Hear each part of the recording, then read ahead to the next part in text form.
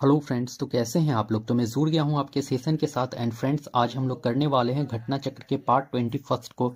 तो चलिए एक एक करके हम लोग अपने क्वेश्चन को देख लेते हैं। तो भाई हमारा पहला क्वेश्चन है, हिंदू पैट्रियोट का संपादक कौन था। तो भाई हिंदू पैट्रियोट का संपादक कौन था बता दो। वेरी वेरी इंपॉर्टेंट टॉपिक, बार बार मैं रिपीट करता हूँ, very very important topic for your each and every exam. Harishchandra Mukherjee, Dinbandhu Mitra, Rajendra Prasad, Gandhi ji, उपयुक्त सभी। तो भाई हिंदू पैट्रियोट का संपादक है हरीशचंद्र मुखर्जी, याद रख लेना आप लोग, ठीक है। एंड नेक्स्ट याद रख लो आप लोग कुछ बुक्स एंड मैगजीन से रिलेटेड क्वेश्चन को। तो भाई एक याद रख लेना, वेल्थ ऑफ नेशन। तो वेल्थ ऑफ नेशन किसने लिखा है बताओ आप लोग। तो वेल्थ ऑफ नेशन जो है भाई एडम स्मिथ ने लिखा है। Wealth of nation Adam Smith किसने लिखा है, एडम स्मिथ ने लिखा है wealth of nation. Wealth of nation किसने, तो एडम स्मिथ ने लिख रखा था वेल्थ ऑफ नेशन। अभी आप लोग याद करो, रिपीट करो, जो करना है करो, बट याद होना चाहिए ये सब। अपनी कॉपी में आप लोग नोट डाउन करो भाई। The God of small thing किसने लिखा ये बता दो तो आप लोग।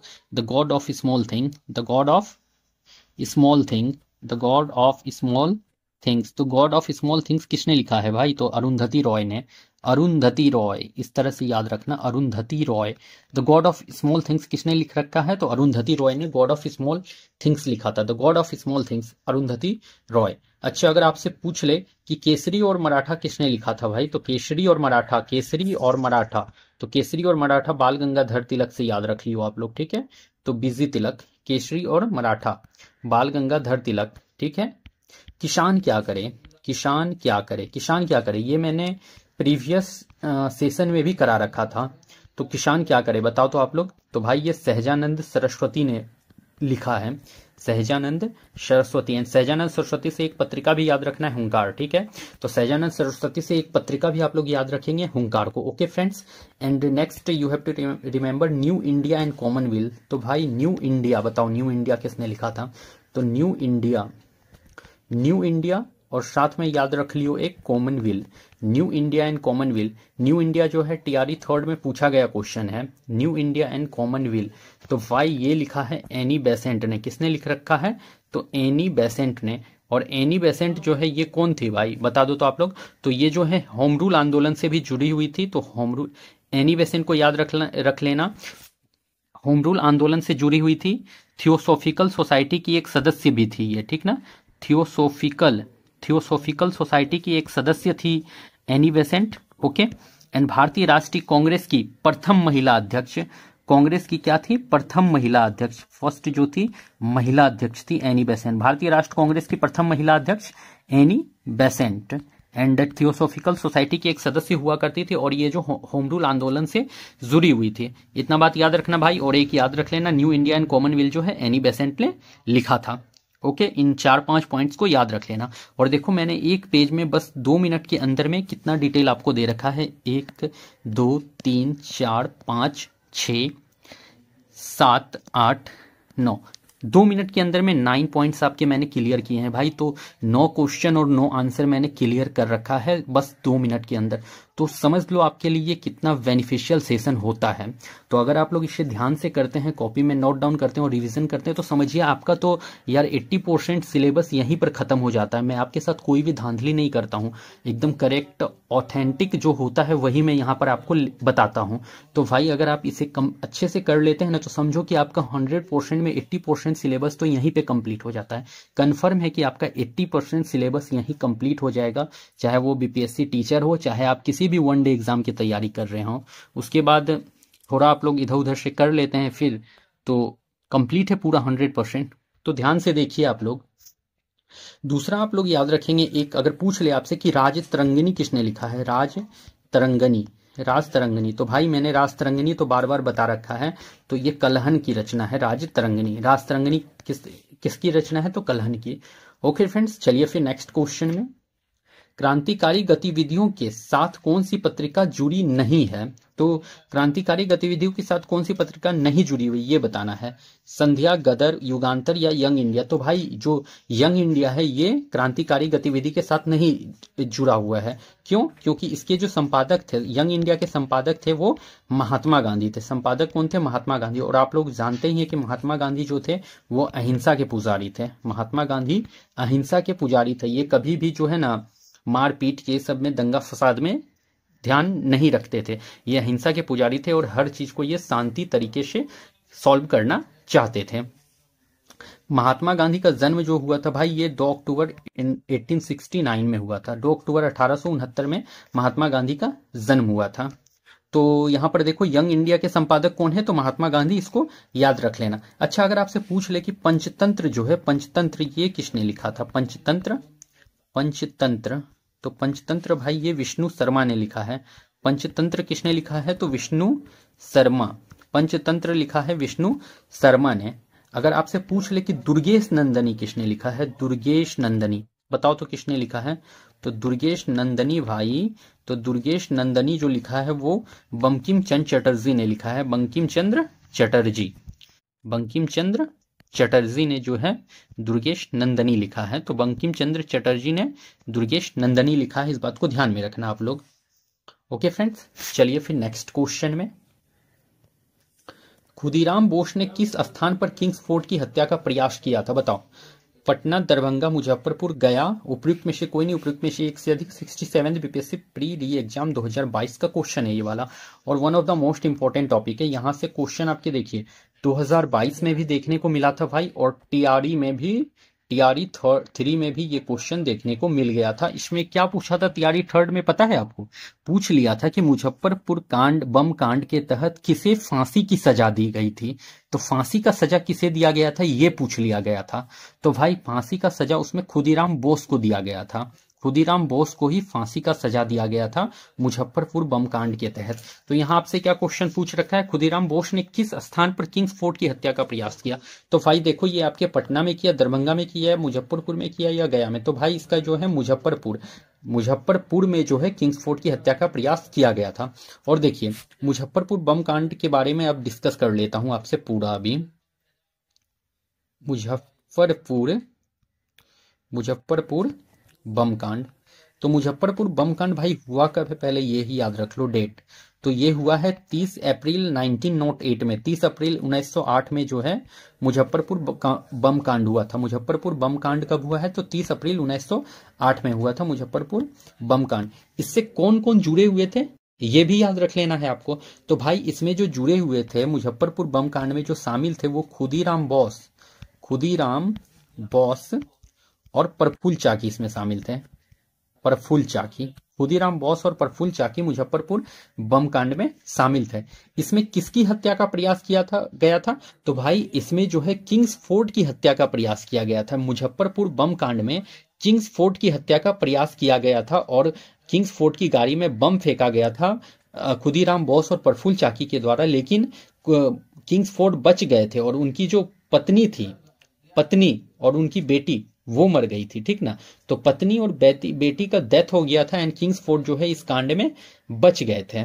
इस बात को ध्यान आप लोग रख लेंगे। तो मुजफ्फरपुर बम कांड से कौन कौन जुड़ा हुआ है, तो खुदीराम बोस और प्रफुल्ल चाकी जुड़े हुए हैं और इसमें किंग्स फोर्ट की हत्या का प्रयास किया गया था। बट जो है जब किंग्स फोर्ट की गाड़ी में बम फेंका गया तो किंग्स फोर्ट बच गए, लेकिन उनकी पत्नी और उनकी बेटी जो थी वो डेथ कर गई, ठीक है। और इसी के तहत जो है ना, इसी के तहत मुजफ्फरपुर बम कांड के तहत ही खुदीराम बोस को फांसी का सजा दे दिया गया था, फांसी का सजा मिला, ठीक है। और प्रफुल्ल चाकी जो थे ये डर से आत्महत्या कर लिए थे, आत्महत्या, सुसाइड किए थे, आत्महत्या कर लिए थे। प्रफुल्ल चाकी डर से जो है आत्महत्या कर लिए थे और खुदीराम बोस को फांसी का सजा मिल गया था। इतना बात को याद रख लेना। और खुदीराम बोस को फांसी कब मिला है भाई, तो 1 अगस्त 1908 में खुदीराम बोस को फांसी दिया गया है मुजफ्फरपुर सेंट्रल जेल में, मुजफ्फरपुर सेंट्रल जेल में, ठीक है। तो सेंट्रल जेल में खुदीराम बोस को फांसी दिया गया था, ठीक है भाई। इतना आप लोग याद रख लियो। मुजफ्फरपुर, अच्छा मैंने यहाँ गलत लिख दिया है भाई, यहाँ पे मुजफ्फरपुर, मुजफ्फरपुर।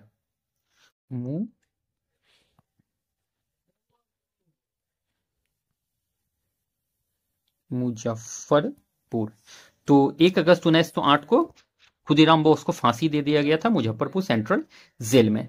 ओके, चलिए फिर नेक्स्ट स्लाइड में।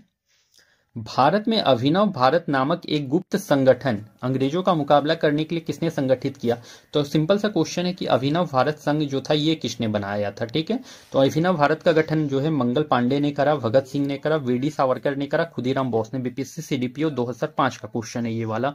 तो अभिनव भारत संघ से वीडी सावरकर जुड़े हुए हैं, ठीक है।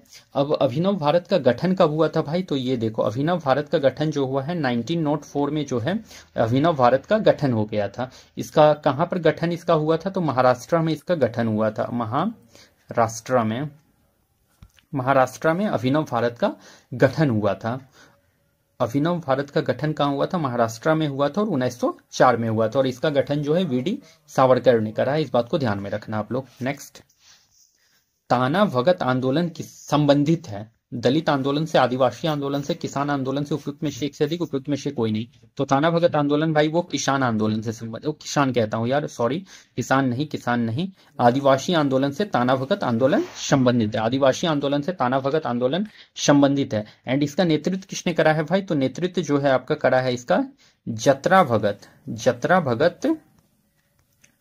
भगत और साथ में तुरिया भगत, याद रख लीजिएगा। जतरा भगत और तुरिया भगत ने ताना भगत आंदोलन का नेतृत्व किया था। ताना भगत आंदोलन का नेतृत्व किसने करा है? तो जतरा भगत एंड तुरिया भगत ने करा था।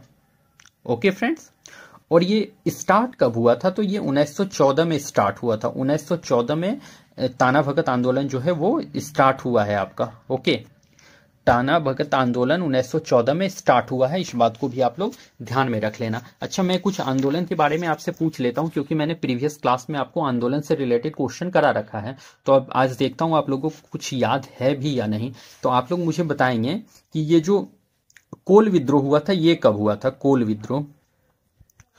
विद्रोह आप लोग बताइए कि कोल विद्रोह हुआ कब था? तो भाई कोल विद्रोह जो हुआ था कब हुआ था बताइए? तो भाई ये 1831 से 32 के बीच में हुआ था। 1831 से 32 के बीच में हुआ था। कोल विद्रोह का नेतृत्व किसने करा था ये जानते हो आप लोग? तो भाई इसका नेतृत्व किया था बुद्धो भगत ने। किसने करा था? तो बुद्धो भगत ने करा था कोल विद्रोह का नेतृत्व। कोल विद्रोह का नेतृत्व बुद्धो भगत ने करा था। अगर नेक्स्ट आपसे पूछ लिया जाए संथाल विद्रोह, आप लोग बताइए। तो संथाल विद्रोह का नेतृत्व किसने करा था बताइए? तो संथाल विद्रोह का सिद्धू कानू एंड चांद भैरव, सिद्धू कानू और साथ में याद रखिएगा चांद और भैरव। तो सिद्धू कानू चांद भैरव जो है संथाल विद्रोह से जुड़े हुए थे। एंड संथाल विद्रोह हुआ कब है भाई? तो संथाल विद्रोह जो है 1855 से 56 के बीच में देखने को मिला था। 1855 से 56 के बीच में संथाल विद्रोह, और इसके नेतृत्व जो थे सिद्धू कानू चांद भैरव ने करा है। ओके, आपसे पूछ लिया जाएगा आपसे कि मुंडा विद्रोह किसने करा था? बताओ तो आप लोग। मुंडा विद्रोह बताओ भाई, मुंडा विद्रोह किसने करा है? तो मुंडा विद्रोह से कौन जुड़े हुए थे? तो भाई ये बिरसा मुंडा आपके जुड़े हुए थे। मुंडा विद्रोह से बिरसा मुंडा जुड़े हुए थे। और ये हुआ कब था? तो 1899 से 1900 के बीच में मुंडा विद्रोह देखने को मिला था। 1899 से 1900 के बीच में मुंडा विद्रोह देखने को मिला था आपको, ठीक ना। चलिए फिर नेक्स्ट क्वेश्चन में, शेरे पंजाब के नाम से इनमें से कौन मशहूर थे? तो बताओ शेरे पंजाब से कौन मशहूर थे भाई? राजगुरु, भगत सिंह, लाला लाजपत राय, उधम सिंह। तो शेरे पंजाब लाला लाजपत राय, पंजाब केसरी लाला लाजपत राय, पंजाब केसरी लाला लाजपत राय। एंड लाल बाल पाल त्रिगुट में से लाला लाजपत राय ही एकमात्र थे जो कि कांग्रेस के अधिवेशन के अध्यक्ष बने थे। लाल बाल पाल त्रिगुट में से लाला लाजपत राय ही एकमात्र थे जो कांग्रेस के अध्यक्ष बने थे, इस बात को ध्यान रख लेना है। नेक्स्ट एक चीज याद रख लीजिएगा आप लोग कि साइमन कमीशन का विरोध करते हुए इनके सर पर लाठी लगी थी और इनका डेथ हो गया था। साइमन कमीशन का विरोध करते हुए क्या हुआ? सर पर लाठी लगा था और इनका जो डेथ हो गया था 17 नवंबर 1928 में। 17 नवंबर 1928 में क्या हुआ था? डेथ हो गया था लाला लाजपत राय का। तो साइमन कमीशन का विरोध करते हुए लाला लाजपत राय के सर पे चोट लगा था लाठी से और इनका डेथ हो गया था 17 नवंबर 1928 को, ठीक ना। इस बात को भी ध्यान रख लेना है आप लोग को, लाला लाजपत राय से। ओके फ्रेंड्स, चलिए। और यहां देखिए ऑप्शन में क्या दे रखा है, एक उधम सिंह। तो उधम सिंह क्या थे? तो आपको याद है ना, उधम सिंह तो उधम सिंह भाई 1919 के आपके जो 1919 जलियांवाला बाग हत्याकांड, मैंने प्रीवियस क्लास में भी इसे बताया था, 1919 में जलियांवाला बाग हत्याकांड जो हुआ था तो उधम सिंह बच गए थे उसमें, और ये लंदन जाकर के जनरल ओ डायर को मार दिए थे। जनरल ओ डायर को मारे थे, जनरल ओ डायर को गोली मार दिए थे, को मारे थे। तो जनरल ओ डायर को मारे थे कौन?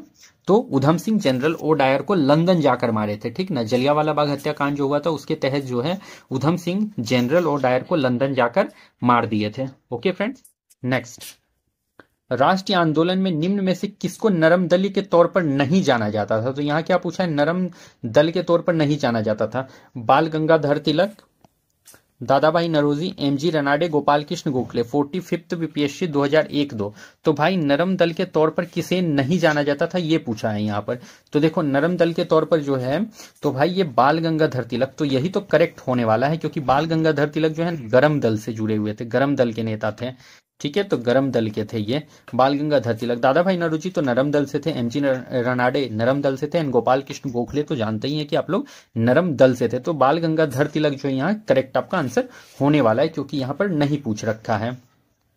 बाल गंगाधर तिलक से याद रख लेना एक आप लोग पत्रिका केसरी और मराठा, केसरी और मराठा बाल गंगाधर तिलक से याद रख लियो। दादा भाई नरोजी से याद रख लियो आप लोग वयोवृद्ध पुरुष, grand old man of India, grand old man of India, वयोवृद्ध पुरुष दादा भाई Naoroji, grand old man of India, grand old man of India. तो वयोवृद्ध पुरुष के नाम से कौन जाने जाते हैं? तो दादा भाई नरोजी। गोपाल कृष्ण गोखले से याद रख लीजिए एक पत्रिका सुधारक, गोपाल कृष्ण गोखले से एक पत्रिका याद रख लेना है सुधारक, एंड एक याद रख लेना है servants of India society. Servants of India society का स्थापना गोपाल कृष्ण गोखले ने करा था 1905 में, ठीक है। तो सर्वेंट्स ऑफ इंडिया सोसाइटी का स्थापना गोपाल कृष्ण गोखले ने करा है 1905 में। तो ये 2 पॉइंट गोपाल कृष्ण गोखले से याद रखिए। नेक्स्ट, अब यहाँ क्या है भाई, नेशनल काउंसिल ऑफ एजुकेशन की स्थापना कब हुई? 15 अगस्त 1903, 15 अगस्त 1904, 15 अगस्त 1905, 15 अगस्त 1906। तो भाई करेक्ट होगा 15 अगस्त 1906 में। ओके, नेक्स्ट, स्वतंत्र भारत के प्रथम विधि आयोग के अध्यक्ष कौन थे? बता दो। अब विधि आयोग के अध्यक्ष, प्रथम विधि आयोग के अध्यक्ष कौन थे?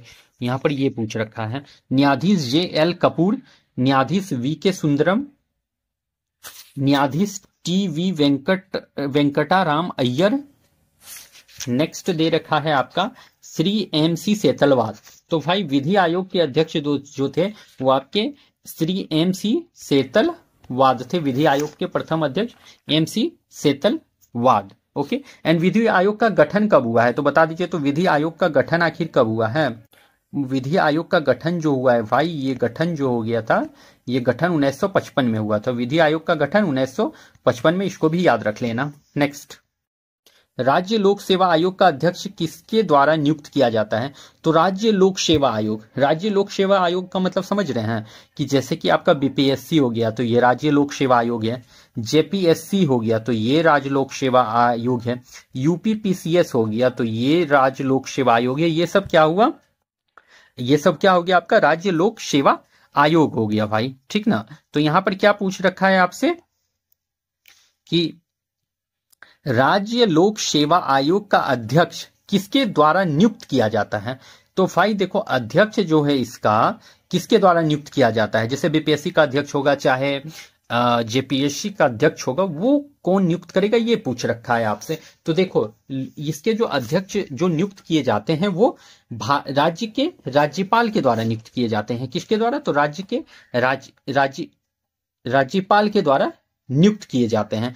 अगर आपसे पूछ लेगा कि आखिर जो ये अपना त्यागपत्र किसे देता है, तो त्यागपत्र भी राज्य के राज्यपाल को देगा। त्यागपत्र, अगर ये इस अध्यक्ष को त्यागपत्र देना होगा, रेसिग्नेशन लेटर देना होगा, तो ये भी राज्यपाल को देंगे। तो रेसिग्नेशन और जो नियुक्ति है वो राज्यपाल को दिया जाता है। एंड अगर पूछ लेगा कि आपको हटाता कौन है, हटाता कौन है, आखिर अध्यक्ष को उसके पद से हटा कौन सकता है, तो ये पावर सिर्फ राष्ट्रपति को है, ठीक ना। अगर हटाने का बात होगा तो पावर सिर्फ राष्ट्रपति को है, लेकिन नियुक्ति का और त्यागपत्र का पावर जो है वो राज्यपाल को है। अगर अध्यक्ष को नियुक्ति कराएगा तो राज्यपाल कराएगा, अध्यक्ष को अपना रेसिग्नेशन लेटर देना होगा तो राज्यपाल को देगा, लेकिन अगर अध्यक्ष को हटाया जाता है तो वो राष्ट्रपति को पावर है कि हटा सकते हैं, ठीक है। और बीपीएससी ये आर्टिकल कितना में आता है, तो आर्टिकल 315 में आता है। बीपीएससी हो, जेपीएससी हो, यूपीपीसीएस हो, सभी आर्टिकल 315 में आएंगे, इस बात को ध्यान में रख लियो आप लोग। ओके फ्रेंड्स, नेक्स्ट, भारत के वरीयता क्रम में निम्नलिखित में कौन पहले आता है? यूपीएससी का अध्यक्ष, मुख्य चुनाव आयुक्त, नियंत्रक एवं महालेखा परीक्षक, उच्च न्यायालय का मुख्य न्यायाधीश, उपयुक्त में से कोई नहीं, उपयुक्त में से एक से अधिक। 2019 का क्वेश्चन है। तो वरीयता क्रम में यहां पूछ रखा है, तो यूपीएससी का अध्यक्ष तो भाई ये तो होना है मुख्य चुनाव आयुक्त, तो ये भी तो एक ही लेवल में आ रहे हैं। यूपीएससी का अध्यक्ष, मुख्य चुनाव आयुक्त एक साथ आ रहे हैं। नियंत्रक एवं महालेखा परीक्षक कैग जो होता है तो ये भी एक साथ, तो ये तीनों तो भाई एक साथ आ रहे हैं, मतलब कि उपयुक्त में से एक से अधिक करेक्ट इसका आंसर देखने को मिलेगा। उच्च न्यायालय का मुख्य न्यायाधीश, तो भाई ये तो नहीं आएगा, ये अलग लेवल के हो जाते हैं, तो यहां पर उपयुक्त में से एक से अधिक करेक्ट आंसर देखने को मिल जाएगा, क्योंकि भारत की वरीयता क्रम में निम्नलिखित में कौन पहले आता है, तो ये तीनों पहले आ जाएंगे। और उसके बाद जो है यहां पर जो है कौन पहले आता है, नहीं भाई देखो यहां पर पहले आपसे पूछ रखा है ना, तो पहले जो है इनमें से कोई नहीं है, पहले तो कोई नहीं आएगा, मतलब कि ना तो ए नंबर होने वाला है, ना बी ना सी, ठीक है। तो कोई भी पहले नहीं आता है, मतलब उपयुक्त में से कोई नहीं इसमें करेक्ट होगा, उपयुक्त में से कोई नहीं इसका करेक्ट आंसर होने वाला है। यहाँ क्या पूछा है, पहले, तो पहले कौन आता है वरीयता क्रम में, ये पूछा है, तो पूरा वरीयता क्रम ही अभी आप लोग देख लो। तो देखो सबसे फर्स्ट में आते हैं राष्ट्रपति, ठीक है, तो हमारे जो प्रेसिडेंट महोदय होते हैं वो सबसे फर्स्ट में आते हैं वरीयता क्रम में। राष्ट्रपति के बाद आते हैं उपराष्ट्रपति, उपराष्ट्रपति, उपराष्ट्रपति, नोट डाउन करते हुए चलेंगे आप लोग, राष्ट्रपति, उपराष्ट्रपति, तब आते हैं आपके प्रधानमंत्री, प्रधानमंत्री, तब प्रधानमंत्री, उसके बाद राज्यपाल, राज्यों के राज्यपाल जो है फोर्थ नंबर में आते हैं राज्यपाल। उसके बाद आ जाएंगे भारत के मुख्य न्यायाधीश, मतलब कि आपके मुख्य न्यायाधीश जो होते हैं वो आ जाएंगे, आपके मुख्य न्यायाधीश, भारत के मुख्य न्यायाधीश आ जाएंगे। उसके बाद आ जाएंगे लोकसभा के स्पीकर, जो लोकसभा के अध्यक्ष होते हैं वो आ जाएंगे, लोकसभा अध्यक्ष, लोकसभा अध्यक्ष, लोकसभा अध्यक्ष। तो भाई देखो पहले राष्ट्रपति, तब उपराष्ट्रपति, तब प्रधानमंत्री, तब राज्यपाल, तब मुख्य न्यायाधीश और लोकसभा के अध्यक्ष एक साथ में आ जाएंगे, ठीक है। उसके बाद याद रख लीजिएगा संघ के जो कैबिनेट मंत्री होते हैं, संघ के जो कैबिनेट मिनिस्टर होते हैं वो सभी आ जाएंगे, संघ के कैबिनेट मंत्री आ जाएंगे, और अपने अपने राज्य के फिर मुख्यमंत्री आ जाएंगे। संघ के कैबिनेट मंत्री और राज्यों के मुख्यमंत्री जो होते हैं वो आ जाएंगे एक साथ में। ओके, तो ये सब याद रख लीजिएगा, पहले राष्ट्रपति, तब उपराष्ट्रपति, तब प्रधानमंत्री, तब राज्यपाल, तब मुख्य न्यायाधीश और लोकसभा के अध्यक्ष एक साथ में, उसके बाद संघ कैबिनेट और संघ कैबिनेट के मंत्री और मुख्यमंत्री एक साथ में।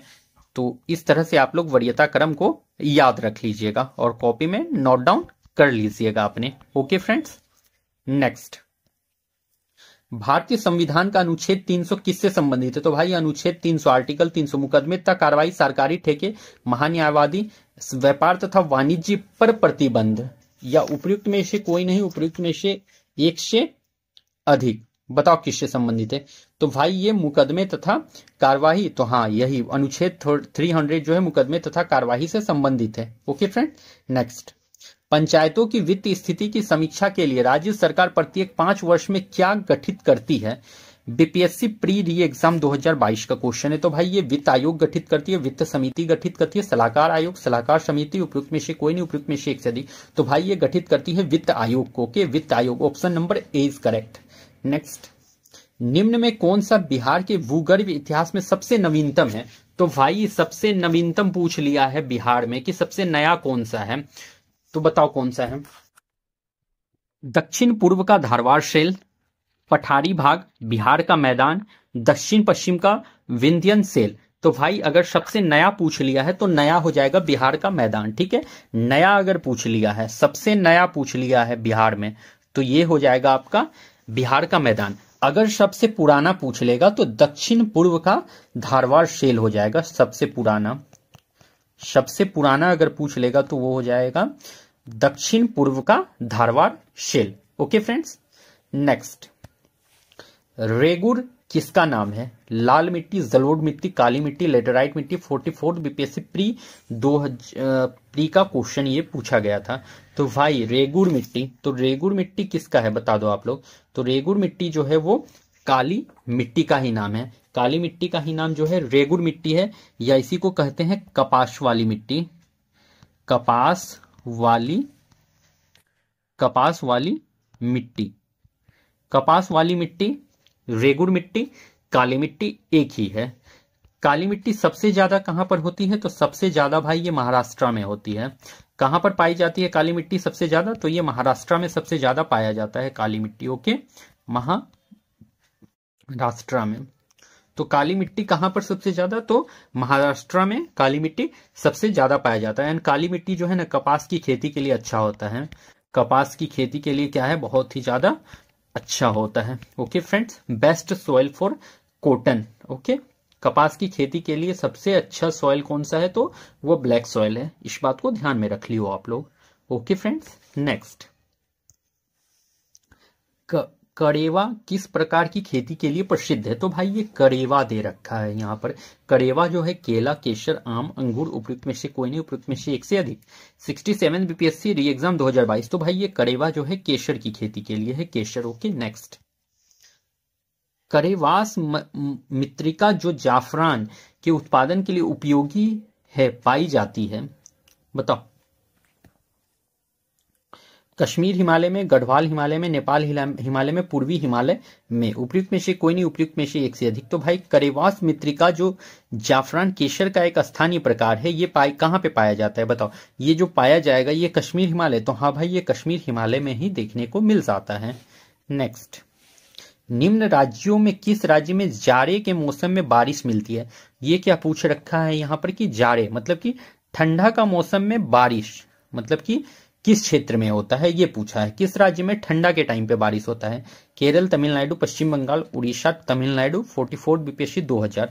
और शायद ये क्वेश्चन जो है ना टीआरई थर्ड में भी पूछा गया था। टीआरई थर्ड में भी ये क्वेश्चन रिपीट हुआ है। तो देखो, जाड़े के मौसम में बारिश, तो भाई ये तमिलनाडु में देखने को मिलेगा, तमिलनाडु। तो जाड़े के मौसम में बारिश कहां पर?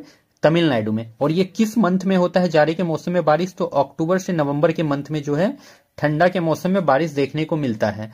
और जो है ये लौटता हुआ, इस तरह से भी क्वेश्चन पूछ लेता है आपसे कि लौटते हुए मानसून से बारिश कहां देखने को मिलती है? तो भाई लौटते हुए मानसून से बारिश तमिलनाडु में देखने को मिलती है।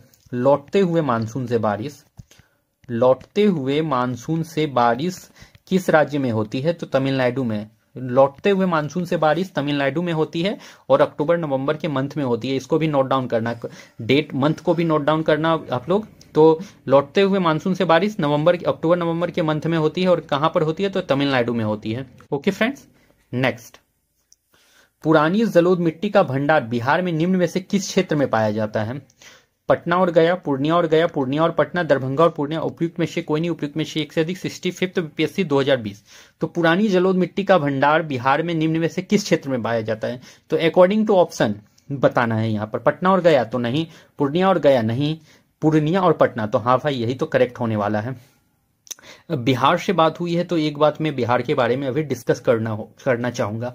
तो भाई जो आपके बिहार के गवर्नर थे राजेंद्र आर्लेकर, वो चेंज हो गए हैं, ठीक ना। तो बिहार के जो गवर्नर थे राजेंद्र आर्लेकर वो चेंज हो गए हैं। और बिहार के जो न्यू गवर्नर हैं वो कौन बन गए हैं, कोई बता सकता है? तो बिहार के जो न्यू गवर्नर अपॉइंट किए गए हैं, तो बिहार के नए राज्यपाल भाई, तो वो बन गए हैं आपके आरिफ मोहम्मद खान। कौन बन गए हैं? तो आरिफ मोहम्मद खान। आरिफ मोहम्मद जो खान है वो बिहार के नए राज्यपाल बन गए हैं। इस बात को ध्यान रख लियो आप लोग। आरिफ मोहम्मद खान बिहार के नए राज्यपाल सु बन गए हैं, ठीक है। नेक्स्ट, आधुनिक रसायन शास्त्र का जनक किसे कहा जाता है? तो भाई आधुनिक रसायन शास्त्र का जनक बता दियो किसे कहा जाता है। Rutherford, Lavoisier, Einstein, CV Raman. क्या पूछ रखा है आपसे कि आधुनिक रसायन शास्त्र का जनक, तो बताओ कौन है? या उपयुक्त में से कोई नहीं, उपयुक्त में से एक से अधिक दे रखा है यहां पर आपसे। तो यहां पर क्या पूछा गया? आधुनिक रसायन शास्त्र। तो भाई ये तो लेवोजियर हो जाते हैं आपके। आधुनिक रसायन शास्त्र के जनक जो हैं लेवोजियर हो जाते हैं। ओके फ्रेंड्स, चलिए फिर नेक्स्ट क्वेश्चन में। परमाणु के नाभिक में कौन से मूल कण होते हैं? तो परमाणु के नाभिक में पूछ लिया है, परमाणु के नाभिक में कौन सा मूल कण? Electron neutron, electron proton, proton neutron, केवल इलेक्ट्रॉन। तो भाई परमाणु के नाभिक में जो होता है प्रोटॉन और न्यूट्रॉन दोनों प्रेजेंट होता है। देखो परमाणु है ना, तो परमाणु के जो ये नाभिक है, न्यूक्लियस है, तो इसमें जो है प्रोटॉन और प्लस न्यूट्रॉन रहता है। ठीक है, तो परमाणु के नाभिक में मतलब ये एटम है, एटम है ये। ठीक है, ये आपका एटम है। ठीक है, एटम है ये। एटम के जो ये न्यूक्लियस है, नाभिक है, इसमें क्या प्रेजेंट रहता है यही पूछा है। तो एटम के न्यूक्लियस में भाई, तो एटम के न्यूक्लियस में प्रोटॉन और न्यूट्रॉन दोनों प्रेजेंट रहता है, इस बात को ध्यान रख लेना आप लोग। ठीक है, तो प्रोटॉन और न्यूट्रॉन दोनों इसमें शामिल होता है। ओके फ्रेंड्स, नेक्स्ट, किस नियम के अनुसार समान ताप और दाब पर सभी गैसों के निश्चित आयतन में अणुओं की संख्या समान होता है?